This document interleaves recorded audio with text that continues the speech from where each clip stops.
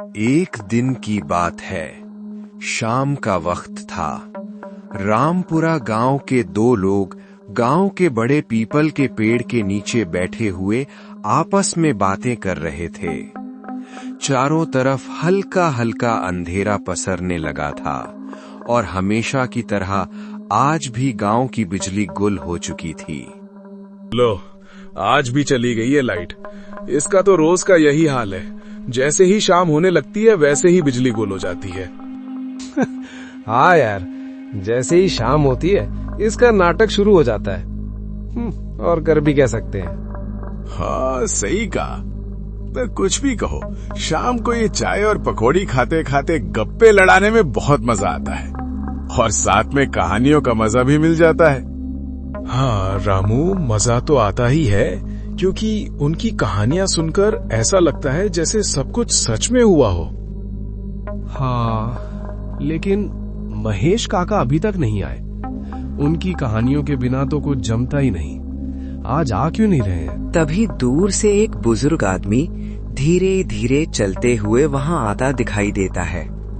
उन्हें देखते ही दोनों के चेहरे पर खुशी की लहर दौड़ जाती है। अरे, आ गए काका। कैसे हैं आप? आज तो आपने आने में बहुत देर कर दी। कहीं घर में कोई परेशानी तो नहीं हो गई? अरे नहीं बेटा, बस आज थोड़ी तबीयत खराब सी लग रही थी, इसलिए थोड़ा आराम कर रहा था। पर अब तुम लोगों के साथ गप्पे लड़ाकर अच्छा लगेगा। हाँ काका, हमें लगा था आज आप नहीं आएंगे। वैसे काका, आपकी कहानियां ही तो हैं जो हमें यहाँ तक खींच लाती हैं। हाँ भोलू, कहते तू एकदम सही रहा है। आपकी कहानियां बहुत डरावनी और दिलचस्प होती हैं और मजेदार भी होती हैं। दिल खुश हो जाता है काका। और दिल में डर के बैठ जाता है। अच्छा काका, आज आप ऐसी कहानी सुनाइए जो आपकी खुद की आप बीती हो। मतलब आपके साथ जो बीती है वो सुनाओ। ठीक है बेटा, आज मैं तुम्हें अपनी आप बीती कहानी सुनाता हूँ जिसे सुनकर तुम्हारे रोंगटे खड़े हो जाएंगे। मैं ये तो नहीं जानता कि तुम इसे सच मानते हो या नहीं, पर ये सच्ची कहानी है बेटा। अरे काका, हम डरने वाले नहीं है। आप कहानी सुनाइए। अच्छा बेटा, तो सुनो। एक समय की बात है जब मैं 34 साल का एक हट्टा कट्टा नौजवान था। तब मेरी नौकरी एक सरकारी अस्पताल में लगी थी। मेरी पोस्टिंग बरतराई नाम के एक छोटे से गांव में हुई थी। वहां सरकार ने गांव से थोड़ी ही दूरी पर एक अस्पताल बनवाया था। काम करना था। उस अस्पताल में गांव के लोग बहुत कम ही आते थे। सब कुछ सामान्य चल रहा था। तभी एक दिन गांव के कुछ लोग अचानक अस्पताल पहुंचते हैं। समारोह। डॉक्टर साहब, आपको यहाँ देखकर हम गांव वालों को बहुत खुशी हुई। हाँ डॉक्टर साहब, लेकिन ध्यान रखना, शाम होने से पहले अस्पताल से घर चले जाना और खासकर इस जंगल वाले रास्ते से रात में सफर मत करना और शाम होते ही घर से ज्यादा मत निकलना। अपना ध्यान रखना। क्यों? ऐसा क्या है इस जंगल में जो मैं रात को नहीं निकल सकता? कुछ नहीं साहब, ये तो चोर डाकुओं की बात कर रहा है, क्योंकि आए दिन वहाँ लूट मार और हत्याएं होती रहती है, इसीलिए ये मना कर रहा है। और कोई बात नहीं है, आप निश्चिंत रहिए, कुछ नहीं होगा। अच्छा ठीक है, मैं समझ गया, नहीं जाऊंगा उधर। अभी आप जाइए, मैं बहुत थक चुका हूँ, थोड़ा आराम करना चाहता हूँ। उन दोनों की बातें सुनकर मैं उस दिन से बहुत सतर्क रहने लगा। अगर बहुत जरूरी ना हो तो मैं शाम के बाद घर से बाहर नहीं निकलता था और अस्पताल का काम जल्दी निपटाकर शाम होने से पहले ही घर पहुंच जाया करता था। उस दिन रात बहुत गहरी हो रही थी। आसमान काली घटाओं से भरा हुआ था, जैसे बादल बरसने को बेताब हों। अंधेरा इतना घना था कि कुछ भी दिखाई नहीं दे रहा था। दिन भर का काम करके मैंने खाया पिया और सो गया। तभी अचानक दरवाजे पर किसी ने दस्तक दी। एक तेज आवाज से मेरी गहरी नींद टूट गई। डॉक्टर साहब, ओ डॉक्टर साहब, सो गए क्या? बहुत जरूरी है डॉक्टर साहब, दरवाजा खोलिए, मैं बहुत परेशानी में हूं डॉक्टर साहब, खोलिए। गहरी नींद से जगने पर मुझे बहुत गुस्सा आ रहा था। फिर मैंने सोचा शायद किसी को मेरी जरूरत है, इसीलिए इतनी रात को कोई दरवाजा खटखटा रहा है। कौन हो भाई तुम, और इतनी रात को यहाँ क्यों आए हो? कुछ परेशानी है क्या? हाँ डॉक्टर साहब, मैं बहुत बड़ी मुसीबत में हूं। डॉक्टर साहब, कुछ दिनों से मेरी मां की तबीयत बहुत खराब रहती है, पर आज उनकी हालत और भी ज्यादा बिगड़ गई है। डॉक्टर साहब, आप चलिए मेरे साथ, जल्दी चलिए। क्या हुआ है तुम्हारी माँ को? जरा विस्तार से बताओ ताकि मैं दवाइयां साथ लेते चलूं। डॉक्टर साहब, मेरी माँ को बहुत तेज बुखार है और सिर में भी बहुत दर्द हो रहा है। अरे भाई, कितनी दूर है तुम्हारा घर और कितनी देर में हम पहुंचेंगे? डॉक्टर साहब, ज्यादा दूर नहीं है, यहीं पास के गांव में है, लगभग 1-2 घंटे में पहुंच जाएंगे। अच्छा कमलू, क्या तुम्हारे घर तक जाने का कोई और रास्ता नहीं है? है ना डॉक्टर साहब, पर वो रास्ता बहुत लंबा है और इस रास्ते से हम जल्दी घर पहुंच जाएंगे। वो आदमी आगे आगे चल रहा था और मैं उसके दिखाए हुए रास्ते पर उसके पीछे पीछे चल रहा था। जैसे जैसे हम आगे बढ़ते जा रहे थे, रास्ता पतला होता जा रहा था और चारों तरफ घना जंगल शुरू हो चुका था। चारों ओर ऊंचे ऊंचे पेड़, जिनकी डालियां ऐसे फैली थीं जैसे किसी ने आसमान को जकड़ रखा हो।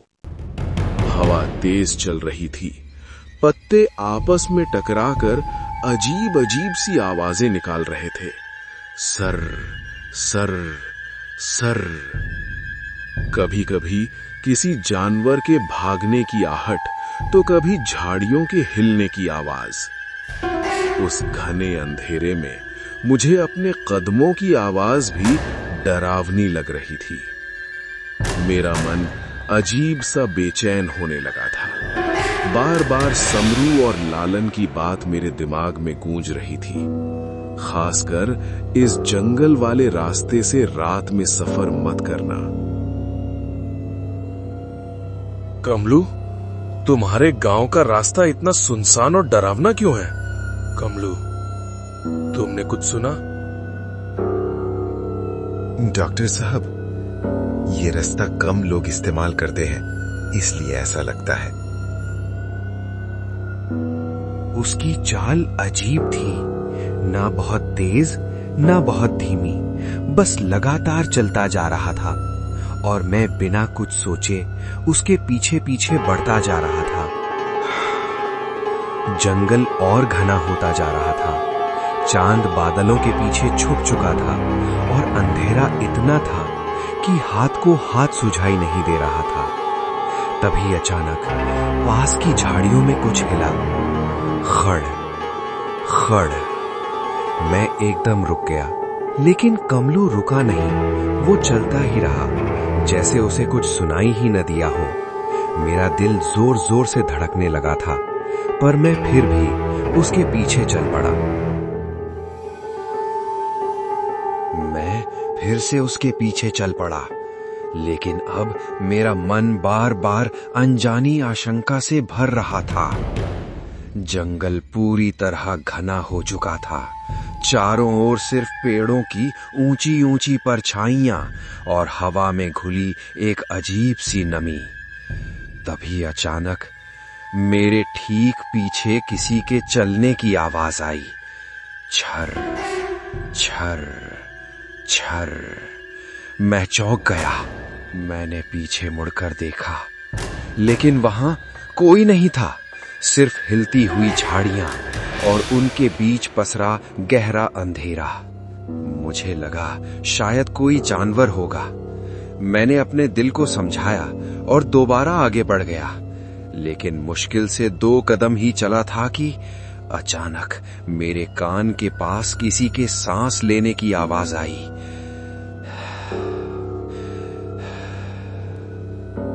मैंने तेजी से आगे देखा।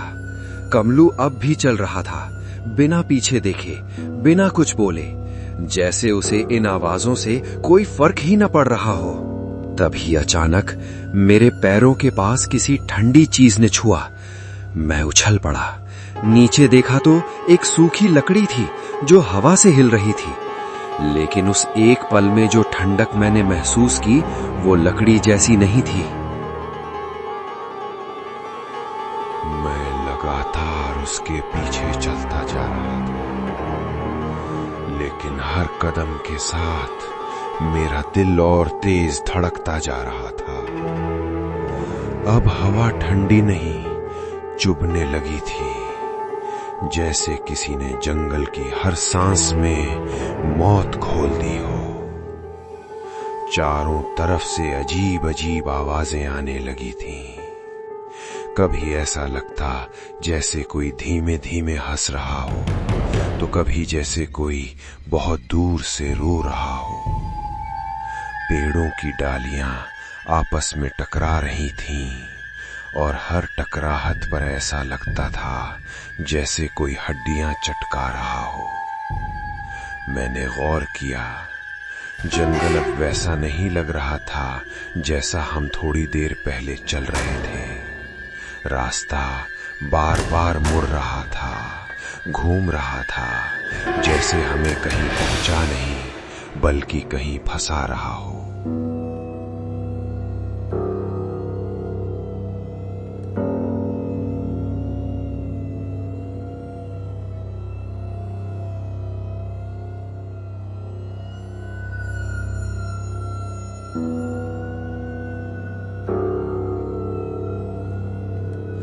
डॉक्टर साहब, वो रहा मेरा घर। आप जाइए, मैं यहीं रुकता हूँ। आप जल्दी से माँ का इलाज कीजिए। अंदर एक बुजुर्ग महिला खाट पर लेटी हुई थी। उनके पास ही एक बुजुर्ग आदमी बैठे थे जो बहुत उदास लग रहे थे। मैंने मन ही मन सोचा, शायद यही कमलू के माता पिता होंगे। वे दोनों मुझे देखकर बहुत खुश हो गए। बिना समय गंवाए मैंने माँ जी को इंजेक्शन लगा दिया। आधे घंटे के भीतर ही उनकी तबीयत में सुधार होने लगा।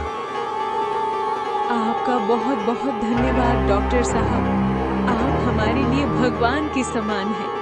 अगर आज आप नहीं आते तो पता नहीं मेरा क्या होता। शायद भगवान ने ही आपको मेरी रक्षा के लिए भेजा है। आपका आप डरिए मत बहुत डॉक्टर बहुत साहब, धन्यवाद मैं बेटा। आपके साथ हूँ।